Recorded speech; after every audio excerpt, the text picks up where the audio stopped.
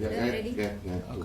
Oke, mungkin bisa jelaskan hadiahnya ada kegiatan apa sih Saka berkunjung kemarin? Iya, terima kasih sebelumnya teman-teman wartawan sudah datang. Hari ini kebetulan Saka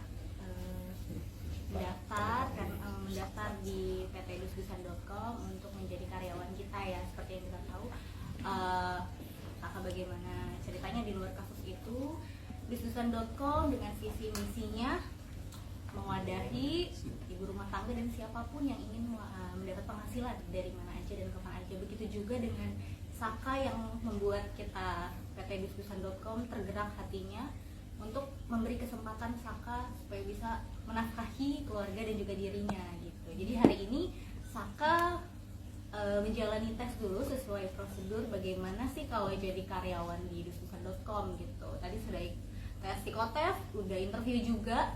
Alhamdulillah lancar sih Saka ngerjainnya. Oke, gimana Saka tadi? Berapa pertanyaan Saka yang tadi kamu ikuti tes itu? Tadi sekitar 100 soalan. Berapa lama? Tadi Sekitar 30 menitan. 30 menitan ya. Gimana Saka melihat nih sekarang udah mulai bekerja sekarang, kamu kedepannya nanti akan seperti apa? Kan kamu bisa dikatakan masih warga binaan ya, itu gimana? Terima kasih sebelumnya buat rekan-rekan yang membantu Saka, ada Bang Farhad, Bang Krisna, sama PT Dus-Dusan, Ibu Titin juga, semuanya terima kasih yang udah ngedukung Saka sampai akhirnya Saka bisa dimasukin di PT Dus-Dusan, tapi melalui proses gitu loh, melalui proses. Kalau saya sendiri perasaannya gimana sih Saka diajak kemari? Kamu seneng nggak? Seneng nggak? Ya, senang. Alhamdulillah tuh senang. Ini sebetulnya pengalaman kamu yang pertama bekerja atau seperti apa? Kan Saka katanya dulu belum sempat ya. Dulu kan waktu itu Iya. umur 15 tahun masih sekolah, belum langsung kerja. Waktu ketangkap tuh kasus berapa waktu itu?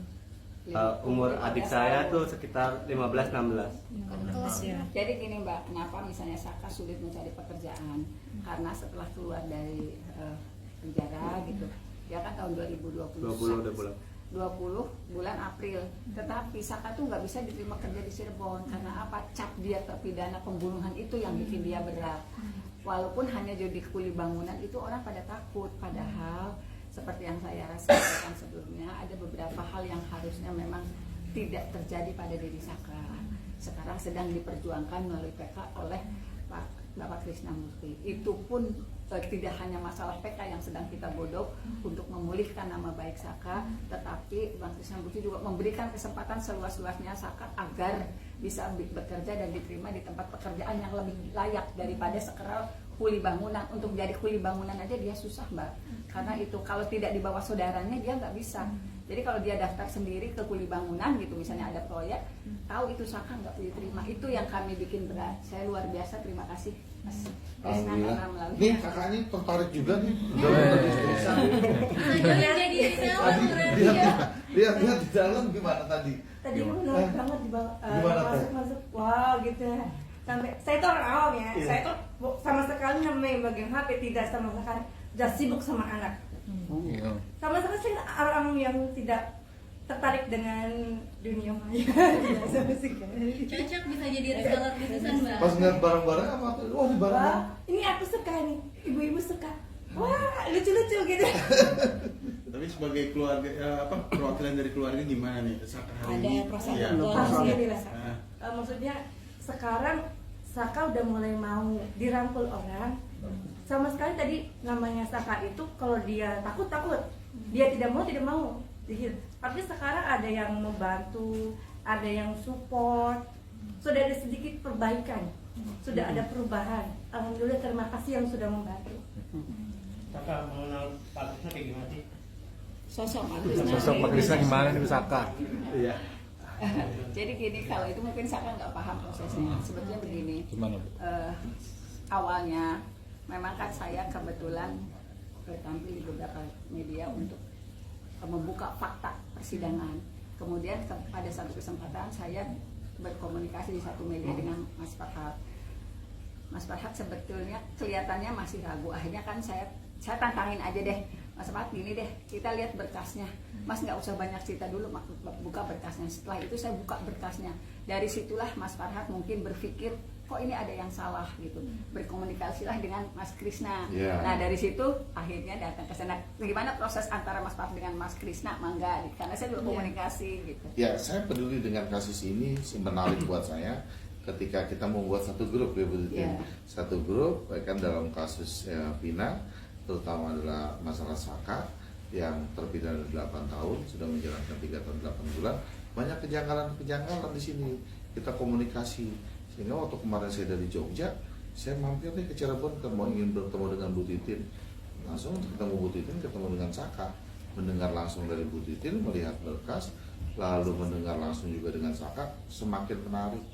Semakin menarik lagi. Makanya kita akan uji lagi kembali. Kasus ini udah inkrah artinya. Tapi kenapa kasus ini akan menjadi terblow up lagi? Karena banyak kejanggalan. Dan Bu Titin udah berjuang dari tahun 2016 akan membela hak-haknya daripada tersangka sampai menjadi terdakwa.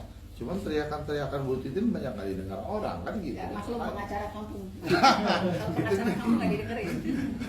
Ya kan teriakan bukan baru. Jadi kan bahwa Bu Titin udah memperjuangkannya dari 2016. Jadi melihat daripada kejanggalan-kejanggalan itu, sehingga kita rangkum dari mulai penyidikan, dari mulai penuntutan, dari mulai putusan. Ini banyak yang janggal, sekitar banyak yang janggal. Jadi perlu dicatat bahwa malam kejadian itu Saka berada dengan Sadikun, bahwa ada motornya Irfan ya, Irfan rusak, lalu ingin ke bengkel, akan diperbaiki bersama dengan Sadikun. Lewatlah flyover itu, karena banyak ada polisi, kan Saka dengan Sadikun nggak pakai helm, kembali di situ, nggak tahu tentang kejadian itu. Artinya bahwa malam itu Saka tidak berada dengan Sadikun memperbaiki motornya Irfan. Cuman itu sudah diungkapkan juga di dalam fakta persidangan. Lalu kan semua kembali lagi diarahkan ke BAP, ke BAP lagi. Jadi cuman copy paste doang. Jadi antara BAP, tuntutan, majelis hakim mengarahkan ke ke dalam BAP. Lalu Saka kan sudah menyatakan yang sebenarnya dalam kejadian itu. Tapi apa? Nyatanya putusannya bahwa Saka dianggap sebagai kasus pembunuhan. Artinya bahwa Saka itu waktu kan usianya 15 tahun.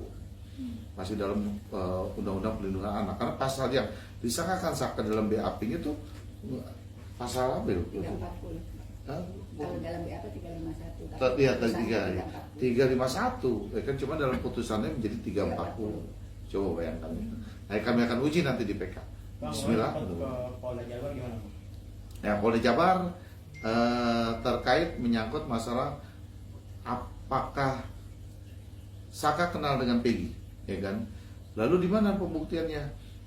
3 minggu lalu itu ada penyidik dari Polres dan Polda Jabar datang bertemu dengan Saka. Dia menyodorkan 3 foto, ini. Dan lalu Saka akan melihat Peggy yang sekarang ditangkap, Peggy yang sekarang ditahan, berkembang di media. Foto yang disodorkan oleh penyidik dengan foto yang ada itu berbeda. Cuman kan Saka sekali lagi nggak kenal dengan Peggy. Jadi Pak Saka nggak bisa berkomentar bahwa Peggy ini yang asli yang mana, yang palsu yang mana, orang dia nggak tahu, dia nggak kenal Peggy gitu loh. Cuman memang di dalam keterangannya putusan itu kan Saka mengenal Peggy. Jadi penyidik mengambilnya dari situ. Karena kan sudah diterangkan bahwa itu waktu Saka sudah bantah kan terhadap BAP itu yang sudah sebenarnya di pengadilan. Ya itulah keadaannya. Cuman kan tetap aja jatuhnya kepada 340 putusan. Ada tahap apa lagi sih Bang, kan sudah pemeriksaan saksi kemarin. Mungkin ada langkah apa yang mungkin dari Abang untuk Saka sendiri? Nggak ada langkah apa-apa. Artinya kan bahwa kalau nanti Peggy sampai P21 dia bebas, paling kan Saka akan diminta keterangan sebagai saksi di pengadilan terkait masalah keterangan BAP saksinya, kan itu doang palingnya. Iya, udah nggak ada lagi. Kalau kita mau mengupayakan upaya PK-nya Saka kan dengan mengumpulkan para ahli pidana dan apa yang paling pas hukumnya untuk kita berangkatkan PK. Untuk Tetap terkait optimis Bang, PK itu dapat diterima. Harus optimis. sekarang lebih optimis ya Bu Titin ya, lebih optimis karena makin banyak lah, dan ada beberapa kejutan lagi nanti yang Bu Titin akan tunjukin dengan bukti-bukti baru kita. Yang membuat Kita lihat aja dulu. optimis itu apa Bang? Yang membuat optimis dapat PK itu dapat diterima gitu Bang? Bukti baru yang mungkin Ya bukti-bukti barunya banyak perihal-perihalnya kan, banyak perihalnya. Kita bisa membuktikan bahwa Saka tidak berada di lokasi itu malam, ya kan, dengan apa dan sebagainya. Banyaklah bukti-bukti kita. Tapi nanti kita pasti akan tuangkan ini. Bang, artinya kan ini juga sangat tampak dulu. Nah, apabila PK itu sudah diuji dan teruji dan ternyata benar, apakah akan ada langkah hukum untuk masalah-masalah tampak? Sebetulnya gini, dari buat masyarakat, saya lebih senang menyebutnya kampung ya. Saya juga sudah berkonsultasi dengan keluarganya. Buat mereka, penderitaan Saka yang saat itu yakin betul tidak terlibat dalam perkara ini juga penderitaan sudah luar biasa. Anak 15 tahun, kalau dari keterangan Saka, dia mendapatkan perlakuan yang luar biasa. Saya sampai gini, kalau waktu vonis aja saya sampai bahasa gini, ya Allah Saka, takdir kamu begini, saya sudah coba perjuangkan kamu. Waktu itu saya sempat ngomong gini ketika vonisnya 8 tahun. Kemudian sekarang, dan itu apa yang terjadi di sidang, kalau misalnya itu mimpi buruk saya, sampai hari ini saya ingat betul apa sih yang dikatakan hakim ketua ketika kita beralibi kalau Saka malam itu sedang berusaha mencari bengkel. Jawabannya, mana ada bengkel, buka malam-malam. Itu jadi mimpi buruk saya sampai hari ini. Cuman kembali lagi, saya pengacara kampung yang aksesnya juga sangat tidak luar biasa. Saya sudah berusaha kemana-mana. Kalau misalnya hari ini ada keadilan buat Saka, kita bisa buka seperti apa sih kondisi yang sebetulnya. Kita juga nggak aneh-aneh. Jangan berpikir Saka akan nuntut miliar-miliar, enggak. Dia direhabilitasi nama baiknya, dia dikembalikan hak-haknya juga sudah luar biasa. Nggak ada tuntutan yang luar biasa dari keluarga, enggak. Saka bisa diterima di tempat bekerja yang lebih baik, dia tidak dicap sebagai pembunuh juga, buat kami itu sudah luar biasa. Saya sangat tersanjung ketika Bang Trisna sama Bang Farhat masuk ke dalam tim saya, karena bukan tim, mendukung saya, karena saya sebenarnya sudah komunikasi dengan beberapa pengacara. Mereka punya kekhawatiran kalau bergabung dengan saya. Jadi saya juga surprise luar biasa dengan bergabungnya pengacara nasional, turut mendukung apa yang langkah saya nggak ngomong saya perjuangkan. Saya sudah melakukan itu di 2016 saya udah teriak-teriak ini ada yang salah, tapi mohon maaf waktu itu semua media tidak boleh bikin berita masalah keresahan pengacara. Yang di blow up adalah kekejaman dari perkara ini. Banyak kok wartawan Jakarta yang sudah datang ke Cirebon disuruh pulang, dan itu terkonfirmasi saat ini. Maaf Mbak Titin, dulu gini.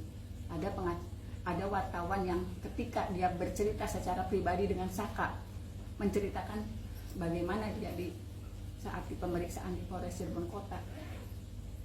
Kemudian setelah selesai dia nangis, demi Allah nangis. Mbak Titin, maaf dulu kami tidak mendukung Mbak Titin melalui pemberitaan. Maaf, dosa besar saya. Itu juga dikomunikasikan oleh salah satu wartawan di Cirebon, karena saya paham betul berat buat saya pada tahun 2016-2017 untuk bisa membuktikan Saka tidak berada di tempat itu. Berat buat saya saat itu. Tapi apa sih yang membuat Bu Titin itu mati-matian membela Saka gitu? Artinya apa? Apa emang ada ada faktor emosional keluarga gitu atau seperti Ya kalau menurut saya, kenapa? Ya kan saya bisa merasakan suasana kebatinannya Bu Titin antara fakta kejadian yang sebenarnya dengan kondisi ya kan menjadi penyidikan, tuntutan dan putusan. Ini Bu Titin banyak menemukan fakta-fakta asli itu seperti apa yang bertentangan. Itu loh yang menjadi Bu Titin terus ingin berjuang. Saya bisa merasakan suasana kebatinannya Bu Titin.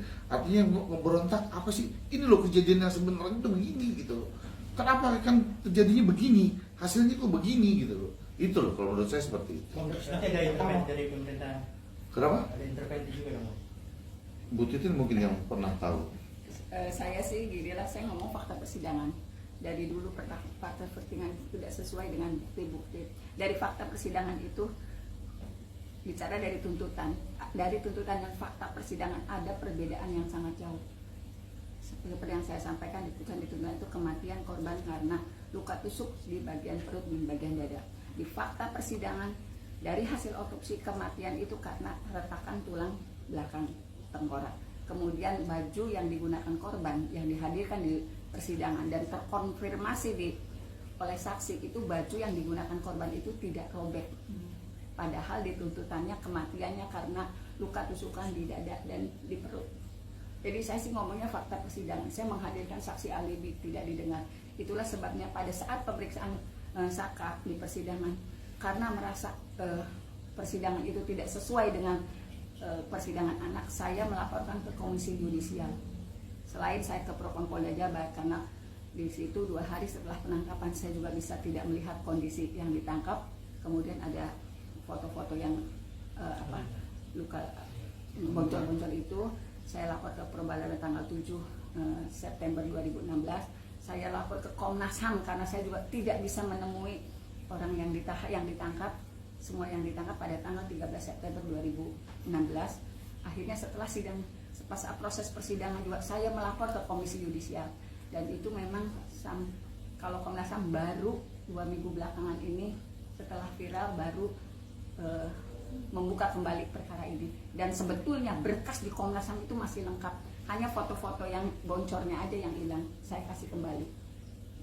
Bang Krisna, pertama kali ketemu sama Saka kan selama 8 tahun dia menderita mental segala macam sampai netizen juga dihabisin. Nah, pertama kali ketemu Bang Krisna, apakah dia sudah aman mental atau masih?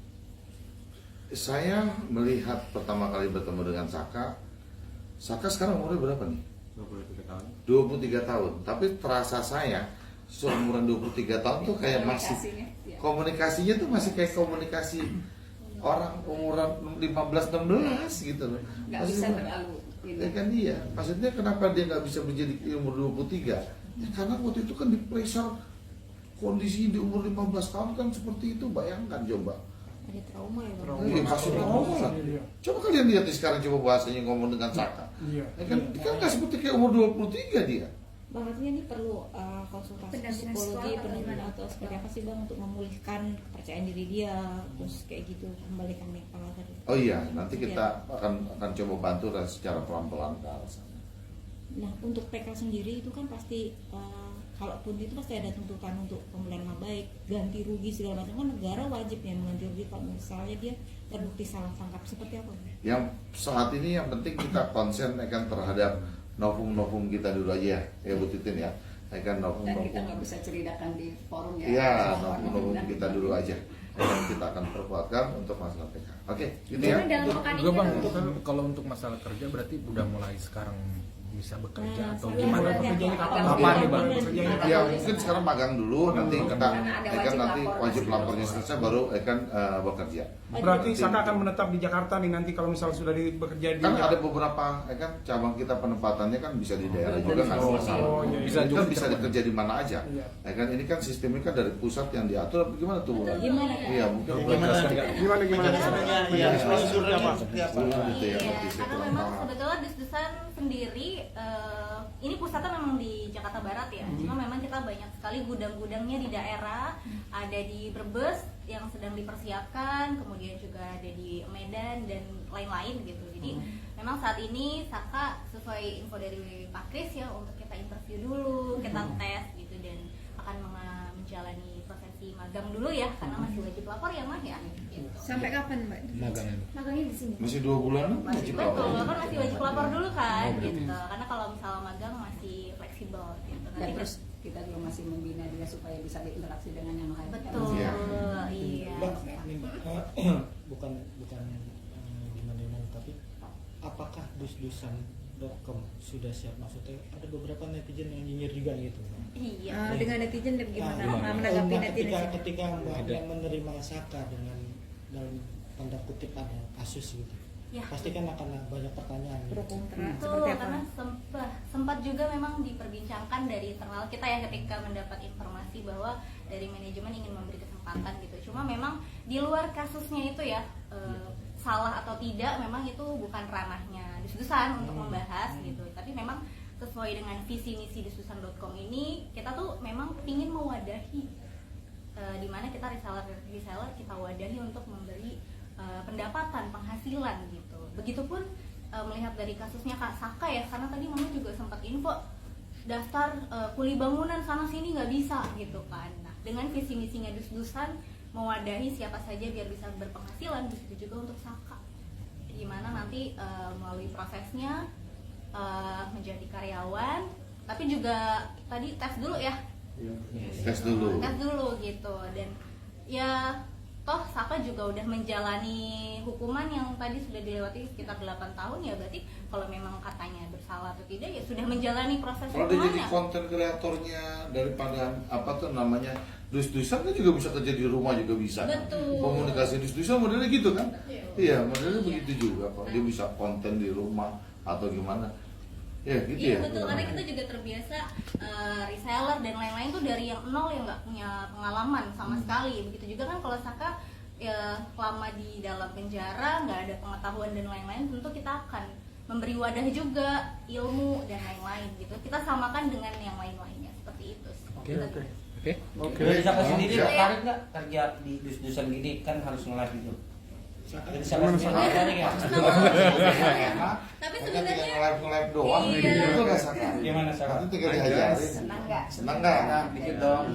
bertahap sih, maksudnya nggak yang langsung Saka mulai masih membantu Gimana? gitu. Maka Saka gimana? Sebelumnya belum ada pengalaman, ini mau coba-coba buat pengalaman. Iya, nggak langsung live kok nanti. Jadi untuk sekarang Saka fokusnya nyari duit ya buat keluarga ya. Iya dong. Iya dong. Udah 23 tahun ya, harus bisa mencari nafkah. Gitu. Namanya hidup harus berjalan, siapapun bisa mendapat kesempatan. Oke. Udah, Saka. Ya, oke. Gitu. Makasih. Terima